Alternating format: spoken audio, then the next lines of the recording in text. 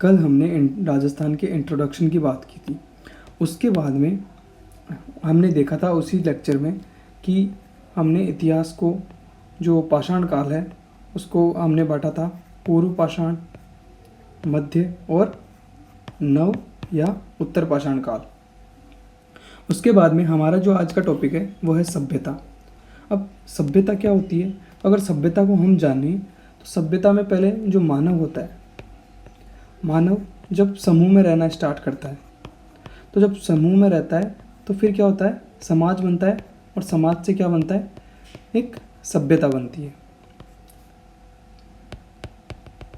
तो मानव जब स्वयं के बारे में सोचना छोड़कर दूसरे के बारे में सोचना शुरू करता है, तब वह समूह में रहकर कार्य करना शुरू कर देता है तथा सभ्यता का विकास होता है। अब जो सभ्यता का विकास है वह किन किन काल में या किन किन सभ्यताओं के रूप में हुआ है वो देखते हैं। तो सबसे पहले पाषाणकालीन सभ्यता। पाषाणकालीन सभ्यता से जब मानव का विकास हुआ तो उसने धातु का प्रयोग स्टार्ट किया, और सबसे पहले जो धातु का प्रयोग किया वो किया तांबे का। तो उसके बाद में आती है ताम्रयुगीन सभ्यता। तांबे के प्रयोग के बाद धीरे धीरे और विकास हुआ और मानव ने कांस्य का उपयोग करना स्टार्ट किया। कांसा क्या होता है? ये होता है तांबा प्लस टिन। इसका क्या होता है? मिश्रण। ये एक मिश्र धातु होती है, इसका प्रयोग करना मानव ने स्टार्ट किया। तो फिर आता है कांस्ययुगीन सभ्यता। फिर और जब मानव ने विकास करना स्टार्ट किया और खोज स्टार्ट की, तो फिर आती है लोहयुगीन सभ्यता। तो सबसे पहले पाषाणकालीन सभ्यता, फिर ताम्रयुगीन, फिर कांस्ययुगीन और फिर लोहयुगीन। जब हम इन सभ्यताओं के बारे में जान गए, फिर हमारे भारत में सबसे एक चर्चित नाम है वो है सिंधु घाटी सभ्यता या हड़प्पा सभ्यता। पहले इसको सिंधु घाटी सभ्यता कहा जाता था, लेकिन सबसे पहला जो स्थान मिला था वह हड़प्पा मिलने के कारण वर्तमान में इसे हड़प्पा सभ्यता के नाम से जाना जाता है। जो हड़प्पा सभ्यता थी उसकी खोज किसने की थी?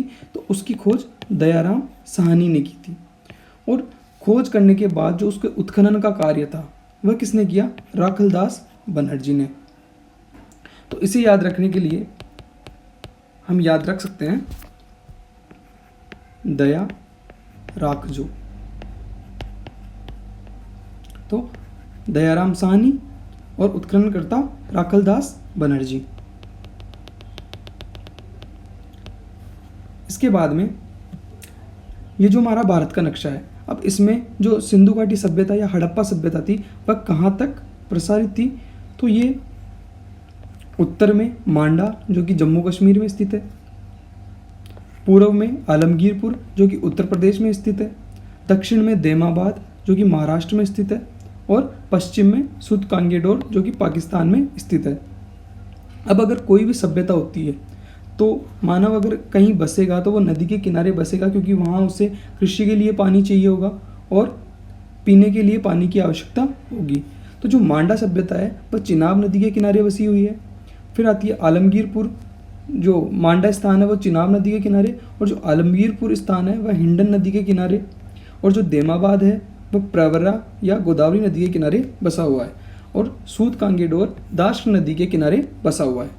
और अगर हम पूरी जो हड़प्पा सभ्यता है उसे देखें तो वह सिंधु नदी के किनारे बसी हुई है। फिर जो सिंधु घाटी सभ्यता या हड़प्पा सभ्यता है उसी का एक भाग आता है हमारे राजस्थान में। हमारे राजस्थान में अगर बात करें तो जो हड़प्पा सभ्यता है उसका जो प्रमुख भाग है वह है कालीबंगा।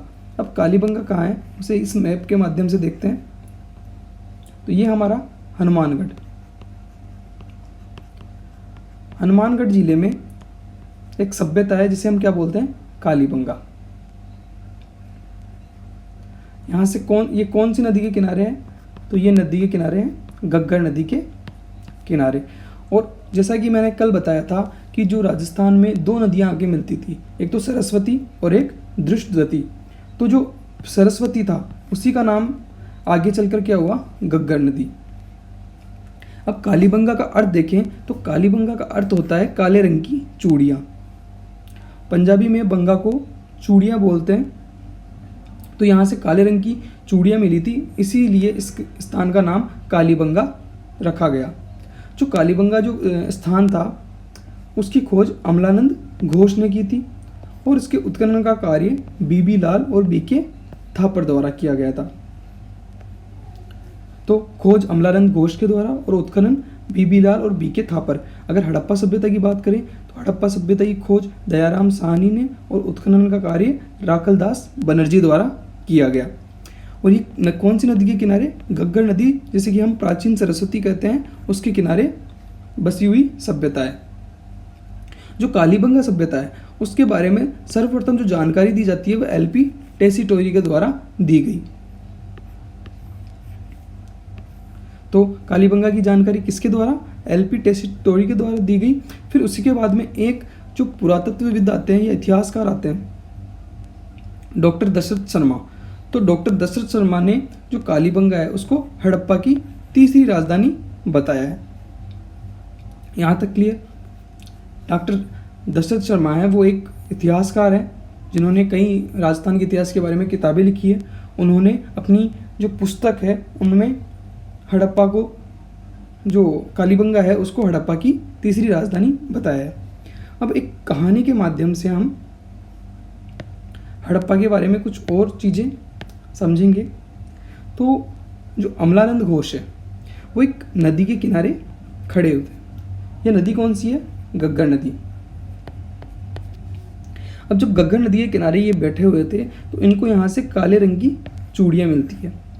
जब काले रंग की इनको चूड़ियाँ मिलती है तो ये जाते हैं अपनी पत्नी के पास। जब ये अपनी पत्नी को काले रंग की चूड़ियाँ दिखाते हैं तो इनकी पत्नी गुस्से से लाल हो जाती है, तो बीबी लाल। और जब वह गुस्से से लाल हो जाती है तो उनको रख देती है एक थप्पड़। तो जो अमलानंद घोष है और वो जाते हैं, चूड़ियाँ दिखाते हैं, बीबी लाल हो जाती है और बीके थापर मतलब थप्पड़ रख देती है। अब जब वो थप्पड़ रखती है तो उसको गुस्सा आता है। फिर गुस्से में अमलानंद घोष को बाहर निकाल देती है। जब बाहर निकालती है तो बाहर कोई मकान था नहीं, बाहर कच्ची ईंटें पड़ी थी। तो कच्ची ईंटों का मकान बना के अमलानंद जो घोष थे वो वहाँ रहने लगे। फिर जब सुबह हुई तो ये जो अमलानंद घोष की पत्नी थी उन्होंने कहा कि ये आप ऊँट ले जाओ और खेत में जाके खेती करो। फिर ये जब खेत में गए तो वहाँ उन्होंने मिश्रित खेती की, जिससे गेहूँ के साथ जौ उगा लिए, जैसे चंवला उसके साथ बाजरा। तो एक से अधिक फसलों की खेती इन्होंने करना स्टार्ट कर दिया। और यहीं से जुते हुए खेत, जब खेत में खेती करेंगे तो खेत को जोतना भी पड़ेगा, तो यहाँ से जुते हुए खेत के साक्ष्य भी मिलते हैं। अब खेत में बीज तो डाल दिया, लेकिन पानी के लिए क्या करें? तो पानी के लिए इन्होंने खोदा कुआं। तो अब वापस से देखते हैं, जो कालीबंगा है वो गग्गर नदी के किनारे, खोज करता अमलानंद घोष, कालीबंगा का अर्थ काले रंग की चूड़ियाँ, उत्खनन करता बीबी लाल और बीके थापर। कालीबंगा से कच्ची ईंटों के मकान प्राप्त होते हैं, मतलब यहाँ जो मकान बनाए जाते थे वो कच्ची ईंटों से बनाए जाते थे, जो धूप में सुखाई हुई ईंटें होती थी उनसे मकान बनाए जाते थे। यहाँ से ऊँट के साक्ष्य मिले, यहाँ से मिश्रित खेती के साक्ष्य मिले, यहाँ से जुते हुए खेत के साक्ष्य मिले और यहाँ से कुएं के साक्ष्य भी मिले हैं। इसके बाद में शवादान, जो शवों का अंतिम संस्कार करने की जो प्रथा थी, तो यहाँ से 3 प्रकार के शवादान के साक्ष्य मिलते हैं। पहला आता है आंशिक शवादान। आंशिक शवादान में गोल कब्र में जो मनुष्य होता था उसको दफना दिया जाता था और इसके साथ दैनिक जीवन के उपयोग की वस्तुएं भी रख दी जाती थी।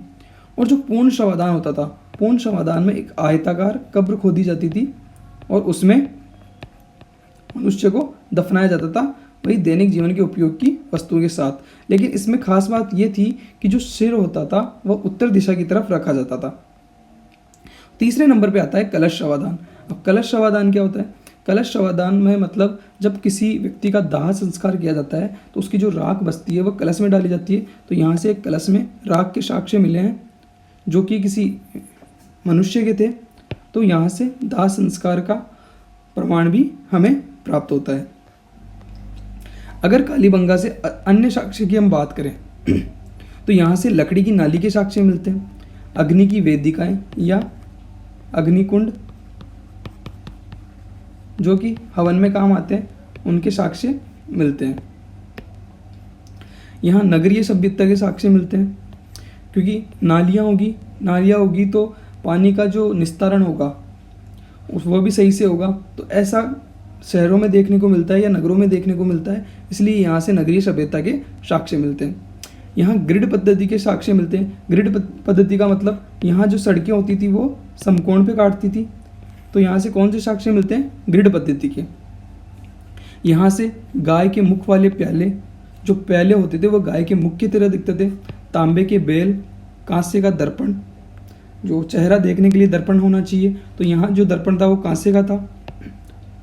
यहाँ हाथी दांत का कंघा मिलता है।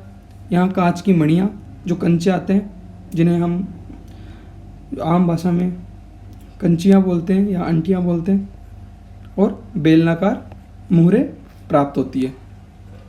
यहाँ से जो हमें मकान प्राप्त हुए थे उनमें दरार मिलती है, जिससे हम कह सकते हैं कि यहाँ भूकंप आया होगा, तो यहाँ से भूकंप के साक्ष्य भी प्राप्त होते हैं। इसी के साथ यहाँ से एक बालक की खोपड़ी प्राप्त होती है जिसमें 6 छेद हो रखे हैं। इससे यह स्पष्ट होता है कि यहाँ शल्य चिकित्सा हुआ करती थी। शल्य चिकित्सा का मतलब ऑपरेशन किया गया था इस बालक का, उसी ऑपरेशन के तहत उसकी खोपड़ी में 6 छेद किए गए थे।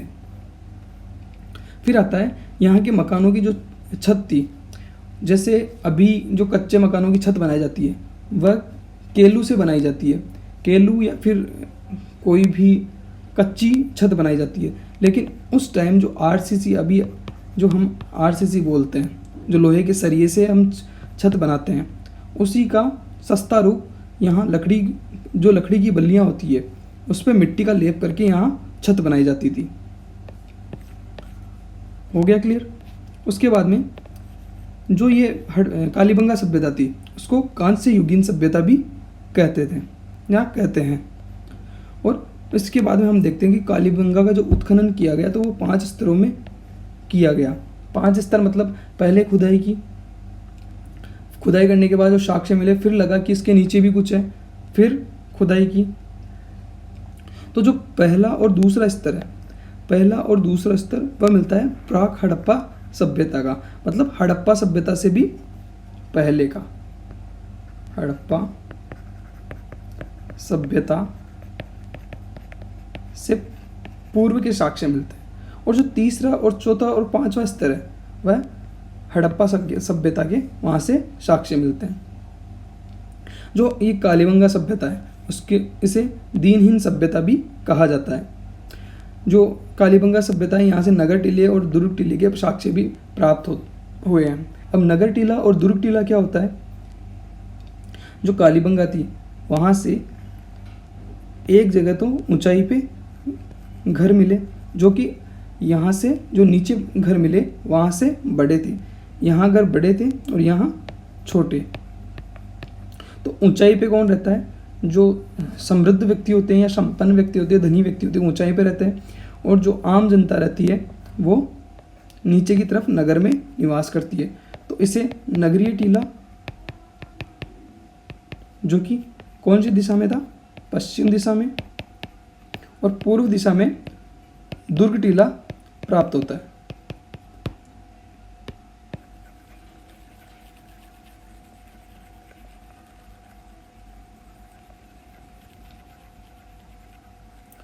फिर बात आती है कि ये जो हड़प्पा कालीबंगा है यहाँ से गाय के अवशेष प्राप्त नहीं होते। यहाँ केवल गाय के मुख के आकृति की जो प्याले होते हैं वही प्राप्त होते हैं, गाय के अवशेष प्राप्त नहीं होते हैं। अब अगर देखें तो अमलानंद घोष ने खोज की, बीबी लाल उत्खननकर्ता, बी के थापर, सर्वप्रथम जानकारी एलपी टेसीटोरी,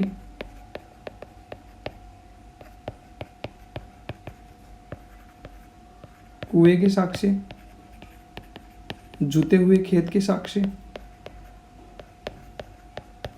मिश्रित खेती के साक्ष्य,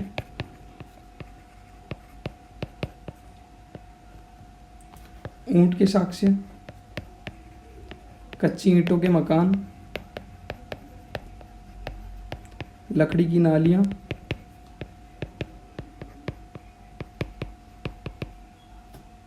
जो छत होती थी वह लकड़ी की बल्लियों पे मिट्टी का लेप करके बनाई जाती थी।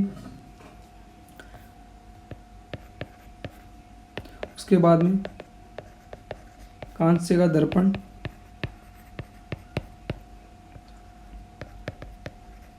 कांच की मणियाँ,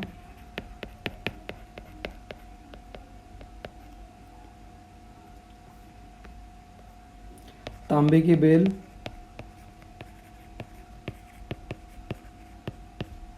हाथी दांत का कंघा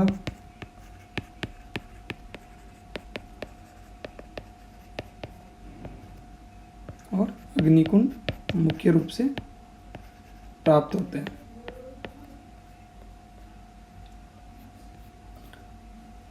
अब कालीबंगा सभ्यता हमने पढ़ ली। इसके बाद में एक सभ्यता आती है आहड़। अब जो आहड़ सभ्यता है वो कहाँ स्थित है? उदयपुर में।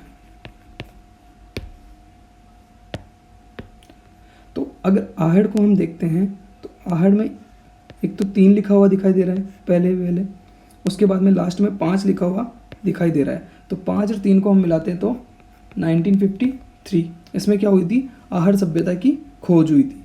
अब खोज किसने की? तो ऐसे अक्षय कीर्ति व्यास। तो अक्षय कीर्ति जो व्यास है, इन्होंने आहड़ सभ्यता की खोज की। अब इसके उत्खननकर्ता कौन है? तो रतन चंद्र अग्रवाल और एच.डी. सांकलिया।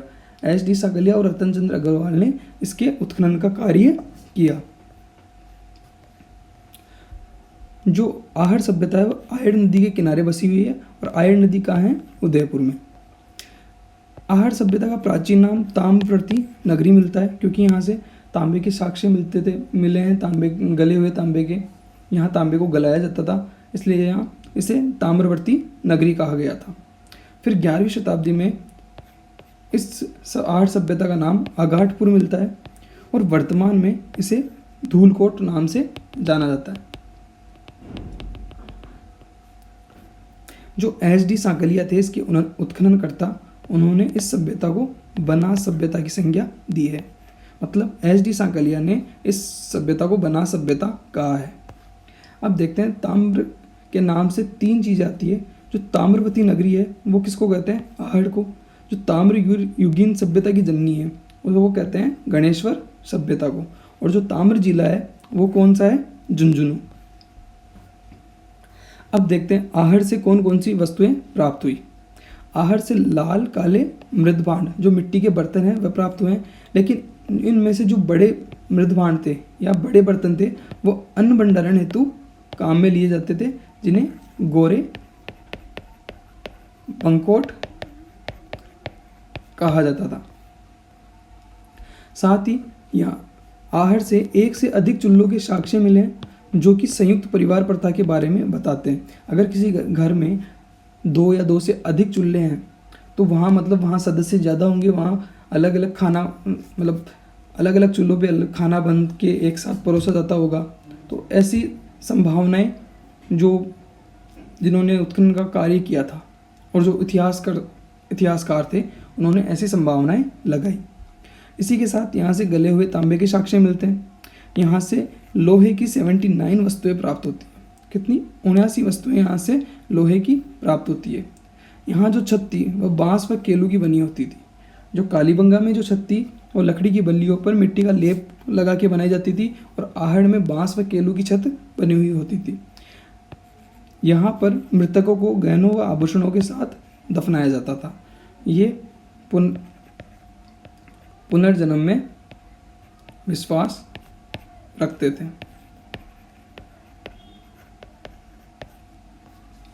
साथ ही यहाँ से तौल के बाट प्राप्त हुए हैं। इससे यह पता चलता है कि यहाँ कोई व्यावसायिक कार्य हुआ करता था। यहाँ उत्खनन से ठप्पे प्राप्त होते हैं जो कि रंगाई छपाई व्यवसाय की ओर इशारा करते हैं। आहड़ से पूजा सामग्री भी प्राप्त होती है, जैसे धूपदानी। क्या प्राप्त होती है? धूपदानी, जो कि एक पूजा की सामग्री है। तो हम कह सकते हैं कि आहड़ से पूजा की सामग्री प्राप्त होती है। जो आहड़ थी वो एक ग्रामीण सभ्यता थी। मतलब यहाँ से जो पानी का निकास है उसके साक्ष्य नहीं मिले, और जो भी साक्ष्य मिले वो इसी बात की ओर इशारा करते हैं कि ये एक गांव रहा होगा।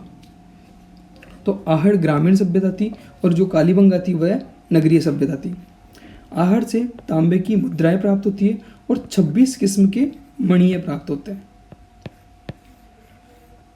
तांबे की मुद्राएं और 26 किस्म के मणिये। फिर साथ ही यहाँ से टेरिकोटा से बना बेल प्राप्त होता है जिसे बनासियन बुल कहा जाता है। दोबारा देखते हैं। अक्षय कीर्ति व्यास ने आहड़ की खोज की 1953 में। उसके बाद आयड़ नदी के किनारे प्राचीन नाम ताम्रवती नगरी। उसके बाद में 11वीं शताब्दी में आघाटपुर और वर्तमान में धूलकोट। उत्खननकर्ता की बात करें रतन चंद्र अग्रवाल,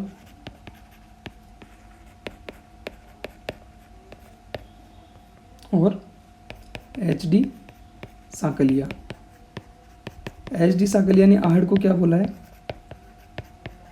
बनास सभ्यता।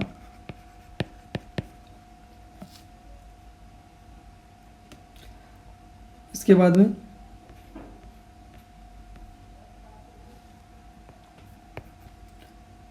यहाँ से क्या प्राप्त हुए? तो जो छत थी वो केलू प्लस बांस से बनी छत प्राप्त होती है। तांबे की मुद्राएं, 26 किस्म के मणिये,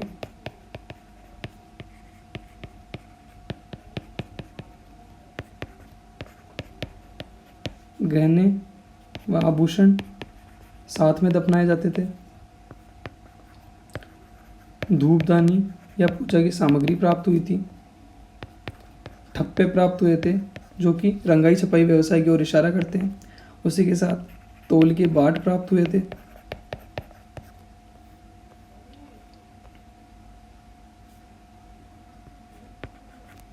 टेरिकोटा से बना बेल प्राप्त हुआ था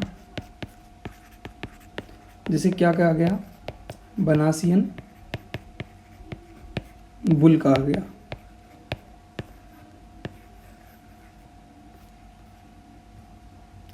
फिर लास्ट में हम देखते हैं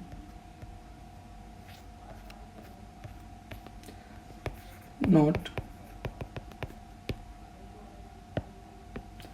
जो आहड़ सभ्यता के लोग थे वह चांदी से परिचित नहीं थे।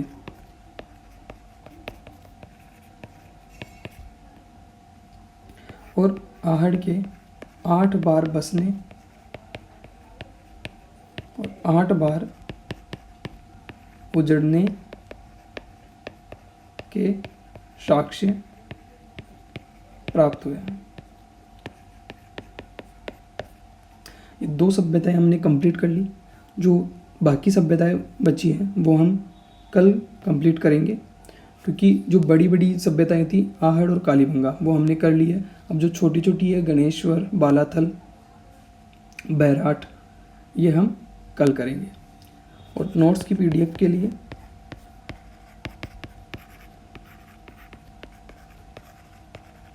कमेंट सेक्शन में कमेंट ड्रॉप करें, मैं लिंक दे दूंगा।